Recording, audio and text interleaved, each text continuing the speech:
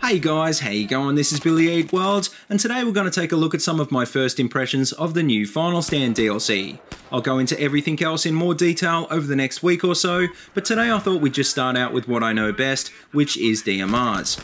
So anyway, I've been playing mainly Rush and TDM today because these after all are my favourite game modes, and I figured everyone else would be playing Conquest. I'd been told the Conquest maps were very big, so I expected a sniper fest with a lot of running involved, and I thought Rush and TDM might have a little more action. I was actually really surprised by the size of the TDM maps. They're bigger than even the Dragon's Teeth TDM maps, which are pretty big to begin with. Some TDM rounds take over a half an hour to finish, and although the first few rounds felt super tactical and stealthy, the pace is just a little slow for TDM in my opinion.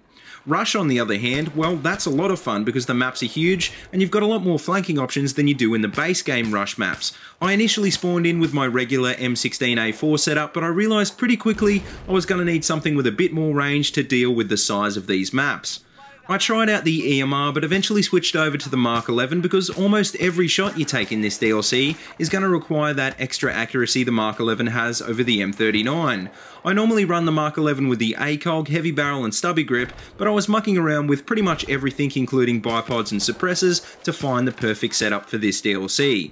The fact is though, there isn't really a perfect setup for these maps because although they're all pretty long range maps, they're also pretty diverse. Sometimes you'll need a bipod for extreme long range shots, sometimes you'll need a suppressor for flanking, and sometimes you'll rather have a vert grip to go head to head with assault rifles. I guess the way you run your DMR will come down to your own personal playstyle, but I personally found one of the best ways to run the Mark 11 was with a suppressor, and to get in a little closer by using flanking routes. A suppressor will make it harder to hit moving targets, and you might miss a couple of shots compensating for the bullet drop, but in Rush you really can't go past this attachment because you'll always do more damage when you can get in closer to those MCOMs. Another attachment I wouldn't run without now either is the brand new Target Detector, which according to Battlelog you can attach to DMRs and carbines. The Target Detector basically automatically spots enemies when you aim down sights and takes up the slot you normally would use for things like laser sights, flashlights and the magnifier. You might be thinking, why do you need an attachment like that when you can just use the spot button? Surely it's better to use another attachment, right? Well, the thing about the Target Detector is that it spots in addition to your spot button, and it doesn't seem to have a cooldown period, so that means that you can spot pretty much everything in front of you almost limitlessly. Personally, I think this attachment is now one of the best attachments in the game because it makes DMR players especially so much more effective on larger maps.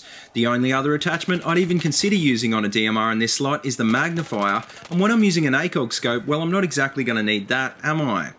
So anyway, to finish up, if you haven't already tried your DMRs out on Final Stand yet, then get in and give them a go because they're just so satisfying to use on these maps.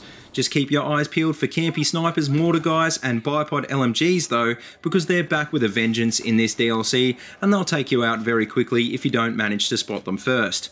But anyway, like I said, I'll be back over the next few days taking a look at some of the other new features in Final Stand, so if you'd like me to take a look at anything in particular, then feel free to let me know. As always, if you like what you see, please remember to like, comment and subscribe, and if you haven't already, please check out all my other Battlefield 4 videos. I've got them all linked in a playlist in the description below. But until next time, see you later and have a good one.